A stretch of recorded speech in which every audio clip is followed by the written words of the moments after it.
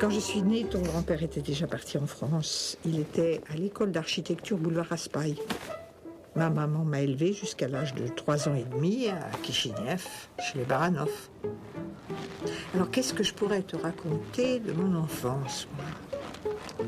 Je me souviens, par exemple, quand la photo a été prise. Il faisait très froid. Ma maman m'avait bien débarbouillée, elle m'avait mis mes habits du dimanche et elle m'avait emmenée chez le photographe. Il y avait une grande rue à traverser et je voyais au loin une voiture qui arrivait, une voiture automobile. C'était tout à fait exceptionnel à l'époque, en 20 et quelques. Et moi, qui avais, je ne sais pas, 2 ans et demi, j'avais peur de ce monstre.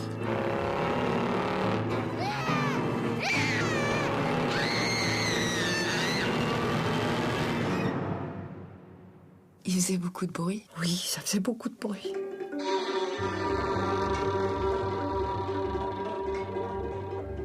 Voilà encore ton grand-père Eugène, en élève aspirant. Tu sais qu'il a été blessé pendant la guerre et qu'il a été décoré de l'ordre de Saint-Georges. Il t'a raconté cette époque? Tu lui as posé beaucoup de questions à grand-père? Non, jamais. D'ailleurs, en général, il ne répondait pas. Surtout en ce qui concerne la guerre et la Révolution. Il a vu des choses horribles. Il a vu des officiers cloués sur les portes, comme des chouettes. C'était horrible ce qui se passait, tu sais. Tous ceux qui portaient épaulettes, les paysans les tuaient.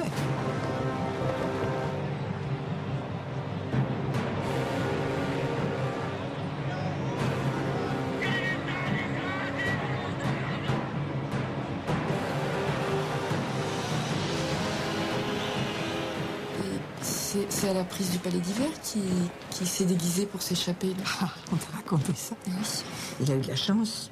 Il est passé par une fenêtre juste à temps pour pas être pris par les rouges. Il s'est habillé en civil et il a réussi à monter dans un train pour Odessa. Il a traversé le pays complètement dévasté, sans manger ou presque, pendant 10 ou 15 jours pour retrouver Serge, son frère aîné, qui était au front. Et alors, avec d'autres officiers du tsar, tous bessarabiens, ils ont volé des chevaux et ils ont tenté de rejoindre l'armée de Wrangel en chevauchant la nuit. Et finalement, ils se sont fait cueillir par les Roumains. Enfin, c'est ce que ton grand-père m'a dit. Il m'a dit, la guerre, pour moi, la révolution, ça s'est terminé dans une prison roumaine. Et qu'est-ce qu'il est devenu après? Leur père a réussi à les sortir de là, je sais pas comment. Et donc, il est retourné chez ses parents? Oui. Et après, il s'est marié. Et c'est là qu'il a connu ta maman? Oui, mais pour des raisons, je sais pas lesquelles, les Stoyanov et les Baranov n'étaient pas d'accord pour le mariage. Ah bon? Tu vois, chez toi, papa et maman, ils n'étaient pas d'accord, ils ont divorcé.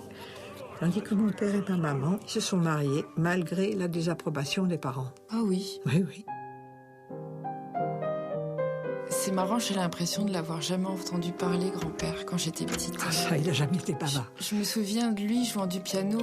Il apparaissait de sa chambre, il jouait une valse ou quelque chose d'autre et puis il redisparaissait. Mais tu sais, il jouait à l'oreille.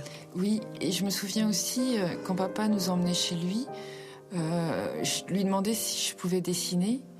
Et sans dire un mot, il ouvrait son secrétaire et il me donnait des feutres et du papier, toujours très silencieux. Il fumait beaucoup. Oui, je me rappelle, c'était avec un fume-cigarette. Oui.